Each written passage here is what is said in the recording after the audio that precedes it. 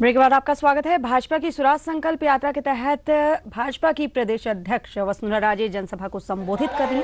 सीधी तस्वीरें हम आपको दिखा रहे हैं।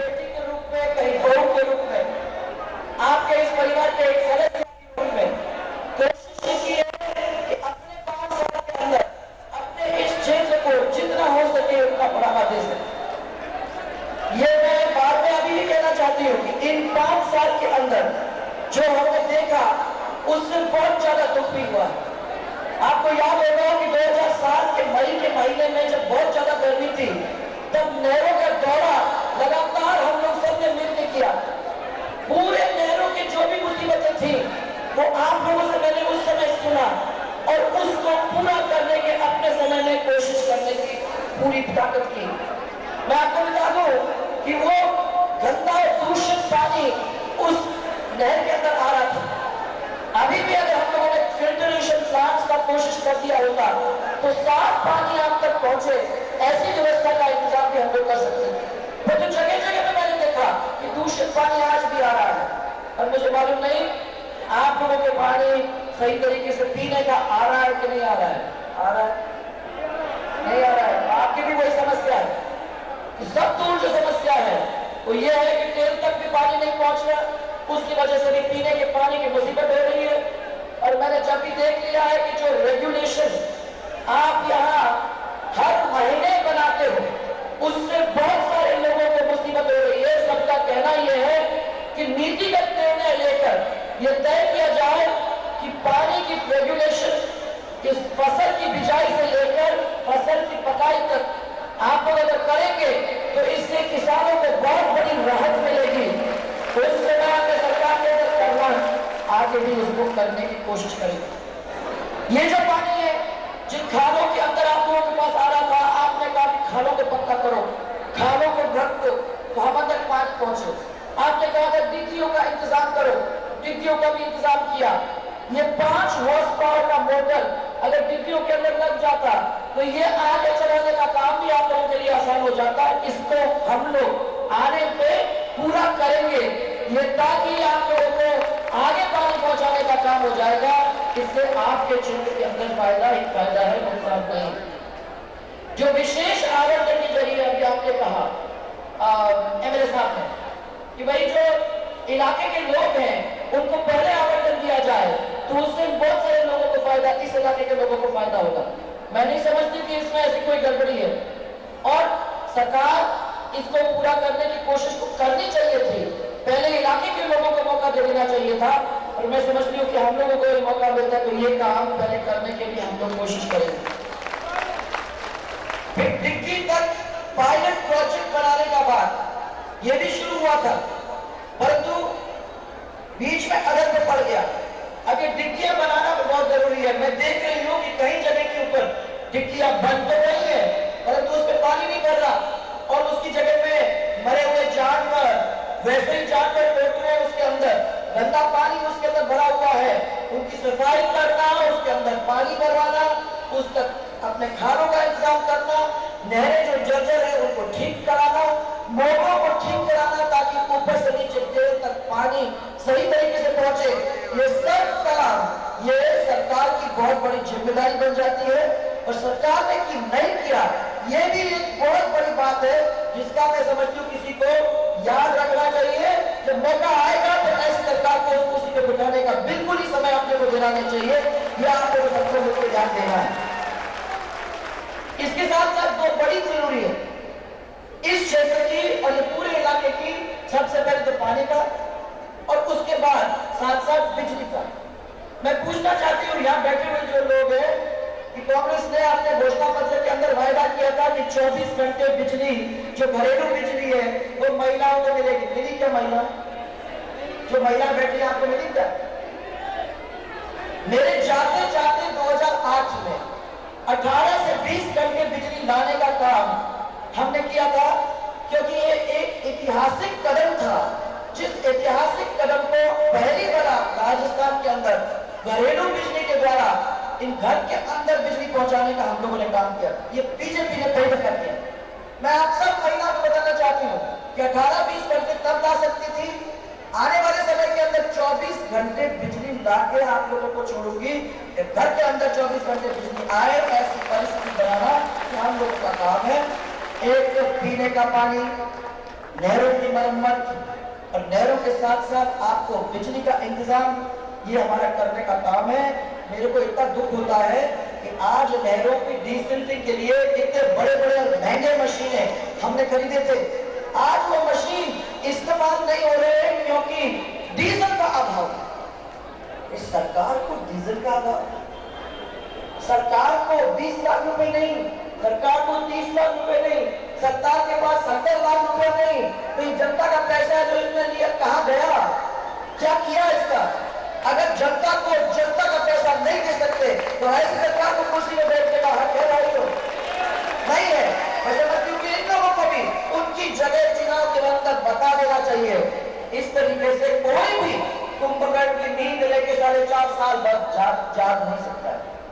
बिजली के अंदर मैंने ये देखा, इन्हें अपने घोषणा पत्र में लिखा है कि 8 घंटे सस्ती और लगातार बिना ट्रिपिंग के बिजली हम किसानों को पहुंचाएंगे। पहुंचाई क्या भाइयों? आपको मिल गई क्या 8 घंटे बिजली? एक नई चीज आती है, VCR का काम कर रहे हैं। इस VCR के अंदर और बिजली के बिलों के अंदर ज्यादा करंट है बरसते उस बिजली के तार के अंदर। मैं देख रही हूं कि जहां भी 2000 वहां 20,000 का बिल, जहां 20,000 वहां 2 लाख का बिल।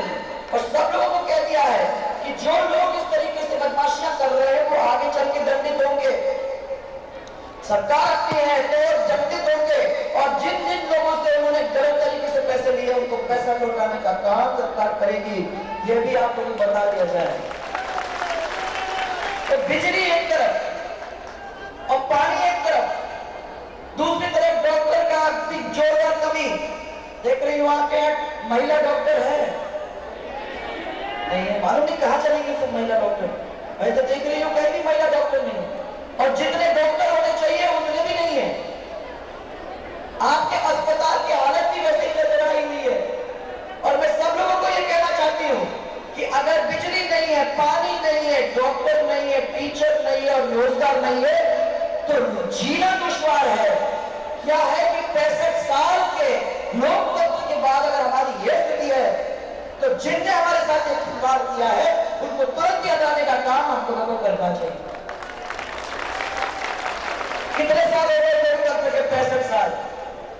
हमने अगर हमारा काम निकाल दीजिए और भैरव सिंह जी का काम निकाल दीजिए तो 12 साल अगर निकल जाते तो 53 वर्ष लोकतंत्र का हमने सिर्फ कांग्रेस वालों के हाथों में दिया है, सिर्फ कांग्रेस वालों के हाथों में।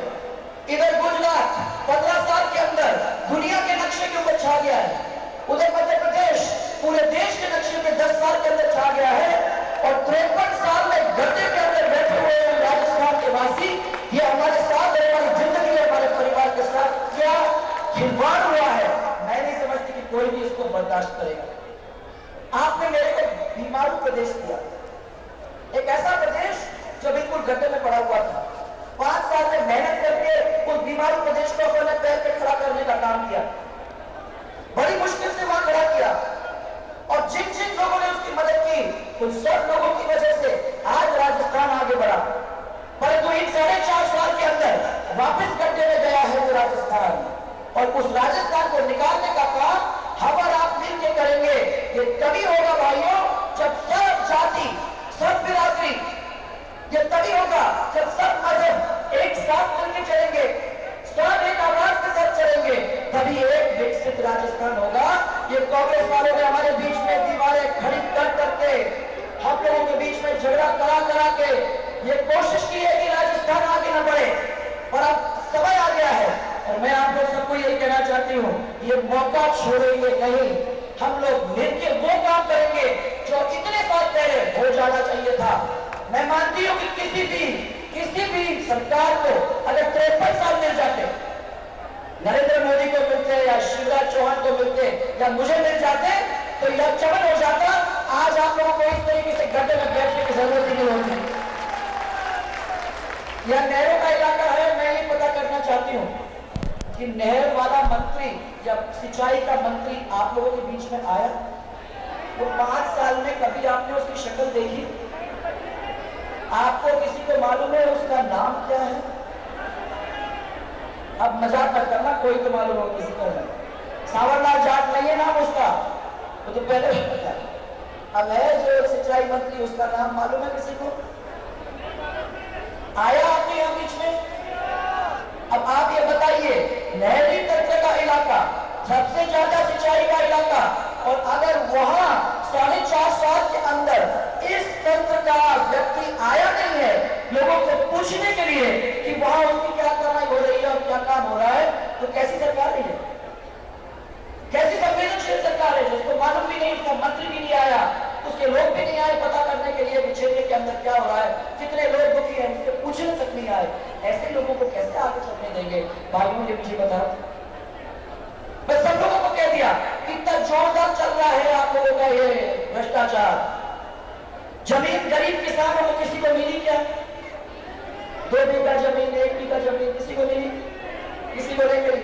मुझे ये बताओ किसान भाइयों, आप लोगों को किसी को मुआवजा मिला जब पाला पड़ा, ओला पड़ा? क्योंकि जयपुर के अंदर तो ये लिखा गया है कि बिजली के रेट में कमी और एक जोरदार पैसों का पैकेज, ये आप लोगों को 2 दफा ओला जहां पड़ा उनको दे दिया गया। मिला आपको? किसी को नहीं मिला।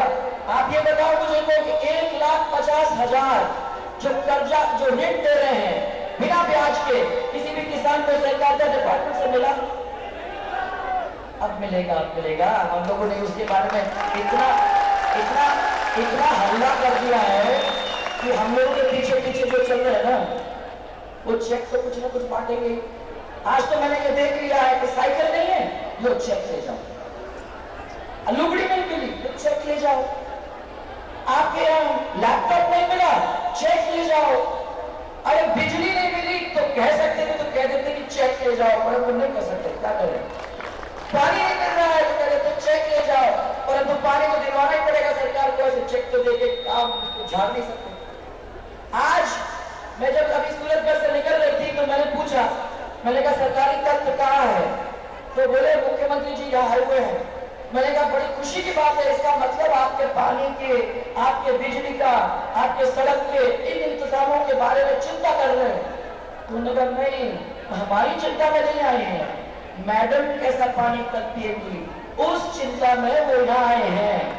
और वही चिंता लगी हुई है कि मैडम का क्या होगा, मैडम क्या करेगी और कांग्रेस क्या करेगी, बस उसी चिंता में हम चल रहे हैं। हमें चिंता नहीं है हमारे राजस्थान के लाखों लाखों पब्लिक की, उनको कोई मतलब नहीं है कि इनकी माताओं बहनों का क्या होता है और उनके परिवारों का क्या होता है। अभी मैं आपको ये बता रहा हूं, गृह मंत्री है मुख्यमंत्री, क्या आप सब जानते हो ना? गृह मंत्री हैं। आज राजस्थान अपराधों में देश में दूसरे नंबर पे है। शर्म से सिर झुका लो सब। महिला उत्पीड़न में देश में तीसरे नंबर पे है। महिला दुष्कर्म के मामले में जयपुर देश में पहले नंबर पे है। कैसा लग रहा है भाई? ये हमारा राजस्थान, जिस राजस्थान के और जिस राजस्थान के लोग स्वाभिमान और इज्जत के साथ रहना जानते हैं, आज आपको ये सुनना पड़ रहा है। तो आप ये समझाओ मुझे कि हमें कैसा, हमारे दिल पे क्या बीत रही? सोने की चेन तोड़ने में सबसे ज्यादा देश में पहला नंबर है जयपुर का। आदिवासी उत्पीड़न में देश में दूसरा नंबर है राजस्थान का। एससी और एसटी अत्याचार में देश में पहला नंबर है राजस्थान का। और भ्रष्टाचार में देश में पहला नंबर है राजस्थान का। कैसा अच्छा लग रहा होगा हम लोग सबको? ऐसा लग रहा है कि चुल्लू भर पानी में डूब जाए वो लोग जो इस प्रदेश को इस तरीके से चला रहे हैं जिससे इज्जत और स्वाभिमान पैरों के नीचे दौड़ने का काम कर दिया।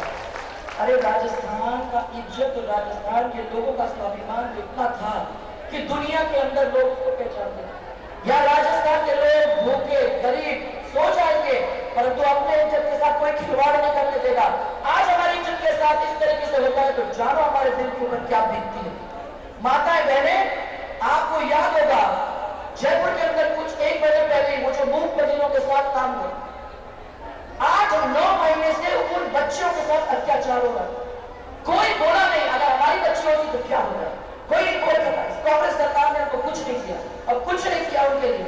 3 लाख रुपए के पन्ना झाड़ दिया ये सोच के कि भाई हो गई मेरी जिंदगी 3 लाख की है, इतने में उसको झड़क दिया। अरे हमारी बच्ची कहीं स्कूल चली जाती है, कॉलेज चली जाती है, तो कैसा दिल धड़कता है कि वापस सही सलामत आएगी कि नहीं आएगी। हमारी महिला सड़क के ऊपर सुरक्षित नहीं चल सकती, आज हो सकती है। ये है राजस्थान, ये है राजस्थान, वो हारी रानी का राजस्थान जो नर्क मुंड काट के उसने वापस भेज दिया था, वो है राजस्थान, वो पत्नी का राजस्थान। आज हम लोगों को ये देखना पड़ रहा है। मैं सब लोगों को कहना चाहती हूँ, मेरे बुजुर्गों, मेरे भाइयों को कहना चाहती हूँ कि हमारे बच्चों की भी इज्जत को रखना वो हमारा काम है। हमने अपने 5 साल के अंदर 10 लाख बच्चों को नौकरी देने का इंतजाम किया, तो इस सरकार ने क्यों नहीं किया? क्यों 7% नौकरियां खाली पड़ी हुई है? क्यों नहीं निकल रहे हैं? और क्यों नहीं हमारे बच्चों को उसमें ले लेके उनको पोस्ट भरे जा रहे हैं? क्या है ये टेट का एग्जाम? क्या है ये सब जिसको हमने सबको इस्तेमाल किया है? क्यों नहीं हम इसके रास्ता निकाल के, क्यों नहीं हम अपने बच्चों को आगे भेजने का काम कर सक रहे? हम नहीं कर सक रहे और ना करना चाहेंगे। हमने तय कर लिया है, हमारे बच्चे पलायन कर जाए, हमारे बच्चे राजस्थान से दूर हो जाए। मैं आपको ये कहना चाहती हूँ, अपनी सरकार आएगी, हमारे बच्चों को नौकरी का, हमारे बच्चों को रोजगार का इंतजाम करने का सबसे पहले नंबर पर वो काम करेगी। हमारा परिवार बढ़ नहीं सकता भाई और बहनों, जब तक हम सब लोगों का कुछ ना कुछ मेहनत करके कोई काम करके दे। हम अपने किसानों की पूछते हैं, अरे भाई किसान भाई हो, ना पानी मिल रहा है, ना बिजली मिल रहा है, ना बीज मिल रहा है, ना खाद मिल रहा है, ना जब बाजार में जाते तो सही मूल्य मिल रहा है।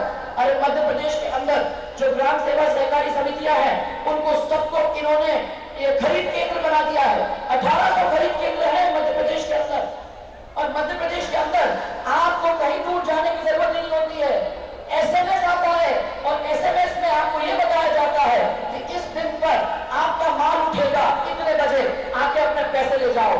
अगर ये मध्य प्रदेश में हो सकता है तो राजस्थान में क्यों नहीं हो सकता? हम अपने किसानों को क्यों दुखी करके रखें? ब्रेक के बाद आपका बहुत स्वागत है। भाजपा की स्वराज संकल्प यात्रा बीकानेर में है और राजे यहां पर बोल रहे हैं। इतना बड़ा काम हो जाने के बाद क्या 20 लाख, 30 लाख या 70 लाख रुपए ये सरकार दे के ये काम नहीं करवा सकती है? कितनी शर्म की बात है कि जो काम हम लोगों ने तब किया था उसको खाली मरम्मत करके ठीक रखते तो इतना पैसा खर्च करने की जरूरत नहीं होती। जो ये काम अगर उसकी मरम्मत करके उसको ठीक करते तो उसके भी अंदर पैसे खर्च करने की जरूरत नहीं होती। आज बीकानेर का हॉस्पिटल प्रिंस विजय मेमोरियल हॉस्पिटल जो आपका है, उसका नाम बदलने की कोशिश कर रहे हैं। मैं कह रही हूं कि वो नाम बदला नहीं जाएगा और प्रिंस विजय मेमोरियल हॉस्पिटल रहेगा। ये है हमारे तो उस चीज को हम याद रखेंगे और वो हॉस्पिटल वैसे के वैसे रहेगा। बीकानेर एक ऐसा शहर है जिसके महाराज गंगा सिंह जी और उन्होंने सबने जिस तरीके से किया है, हम लोग सबने राजनीति के अंदर घुस के बहुत बिगाड़ने की कोशिश की, परंतु उन्होंने 100 साल आगे सोचा था। इसलिए आज बीकानेर तो वैसे ही सुंदर का सुंदर शहर है और लोग आते हैं इसको देखने के लिए, क्योंकि लोग मानते हैं कि बीकानेर की सड़कें हम लोगों को कोई हाथ करने की जरूरत नहीं है। इतनी लंबी चौड़ी सड़कें उस समय से बना के रखी है, इसके लिए मैं बहुत आप लोगों को बधाई देना चाहती हूँ। मैं बिजली के लिए भी कुछ कहना चाहूंगी। मैंने देखा कि पूरे इलाके के अंदर जितनी बिजली मिलनी चाहिए थी वो बिजली नहीं मिल रही है। शहरों के अंदर तो फिर भी ठीक है, परंतु गांव के अंदर तो मारे फिर रहे हैं सब लोग।